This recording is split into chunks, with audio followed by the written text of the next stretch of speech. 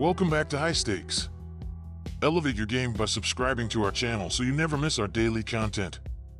For exclusive access to our premium betting picks, join our Patreon. Find the link in the comments section below.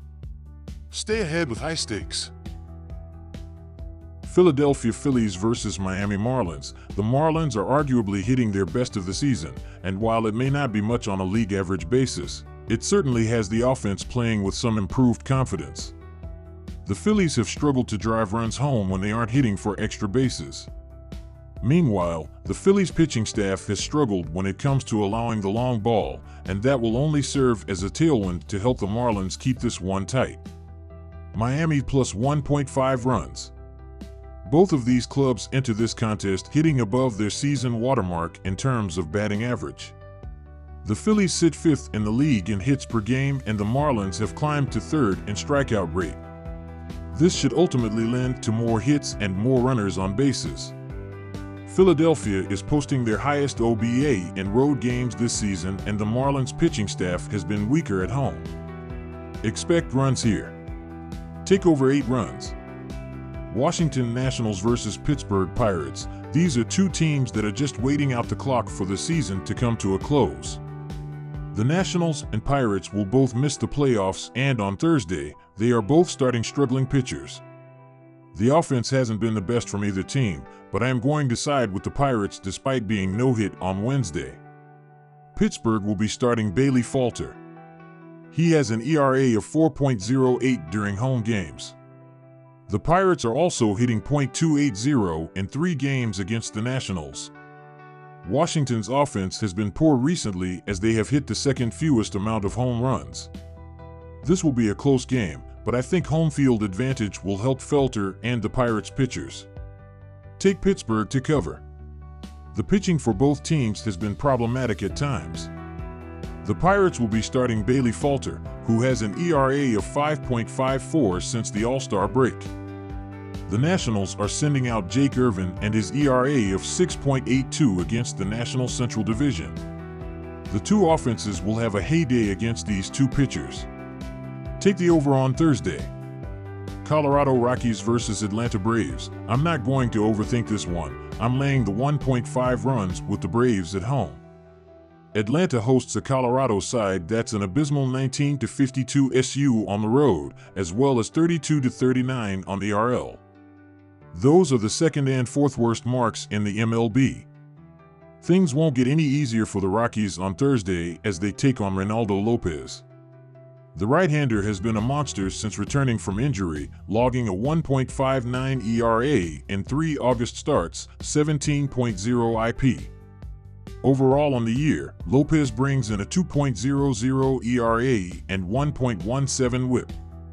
He'll have a relatively easy task against a Colorado offense that has been horrible on the road, ranking 29th in both team batting average, .219, and OPS, .641. I'm not expecting much offensive production from the Rockies, which should give the Braves an easy path to cover the run line. Take Atlanta Braves minus 1.5 runs. Just to really drive home the point that I'm not expecting much offense from the Rockies, I want to point out that they'll be running into the Braves' top-tier bullpen late in the game. Atlanta's ranked second in relief ERA, 3.30, and fifth in WHIP, 1.19. On the flip side, Austin Gomber is coming off of a quality start against the Orioles, 6.0 IP, 3 ER. It's his third quality start in his last 4 outings. If the Southpaw can work deep into this game, I think we could see this game go under. However, I'm not looking to put my whole bankroll on this under. Atlanta has found success against Gomber in the past, as the current roster is slashing .327/.340/.796 against him over 49 at-bats. I'll have this one marked as a 4-star play rather than 5, simply due to the head-to-head success.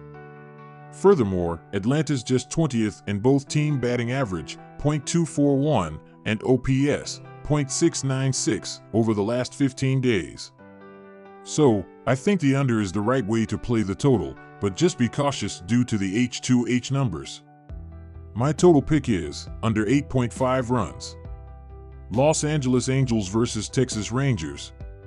Los Angeles Angels versus Texas Rangers. The Rangers are in far better form than the Angels. They've won 7 of their last 9 games and are clearly fighting to stay alive in the playoff hunt, sitting 8.5 games back of a wild card spot. Texas' recent series win over the Yankees gives a lot of confidence.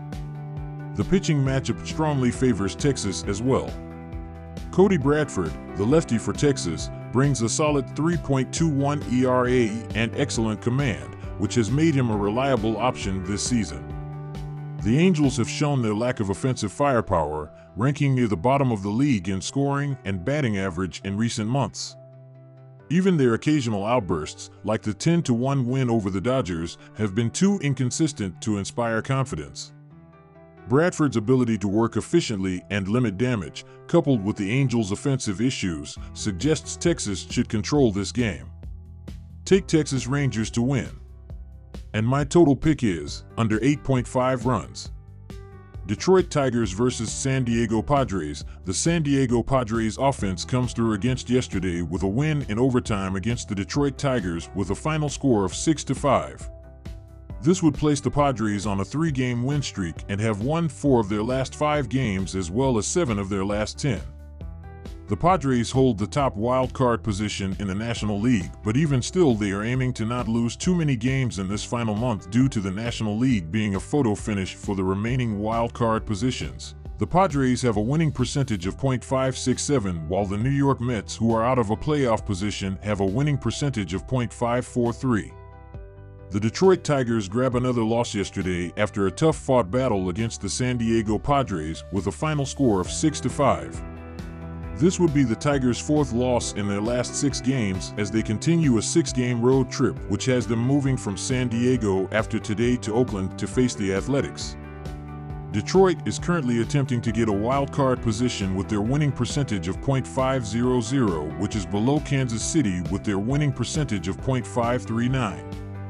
The Tigers have been relying on their pitching to win them games, but in matches that require a back-and-forth, all-out offensive, the Tigers tend to fall short, as we saw last night in their overtime loss to the Padres. On the season, Detroit ranks 26th overall in batting average at .233 and as a result sits 20th in runs. They have managed to find wins with their performances at the mound, with their ERA sitting at 3.74, which ranks 6th in MLB. Despite their troubles at the plate, we did see some players step up to attempt to save the game yesterday, like Matt Vierling. Vierling yesterday saw the plate 5 times, in which he got 2 hits, 1 RBI, and a home run. Vierling leads the team this season in hits at 119. If players like Matt Vierling can step up, this offense may have a chance to fight their way to a playoff position before the month is up. The San Diego Padres this season have a record of 4-2 in Game 3 of a home series in which they have won the first 2 games. While Detroit is desperate for wins, unless they have a reliable pitcher on the mound to prevent the Padres' offense, I do not believe they have a chance to find the win. Casey Mize has not performed well for the Tigers this season and will likely not perform well under the pressure of needing a win against a dominant offense. I am taking the Padres on the money line. Yesterday's game showed how the Padres win their games, and that is by outlasting their opponents with a strong batting performance. San Diego on the season leads the league in batting average at .265 and are 7th overall in runs.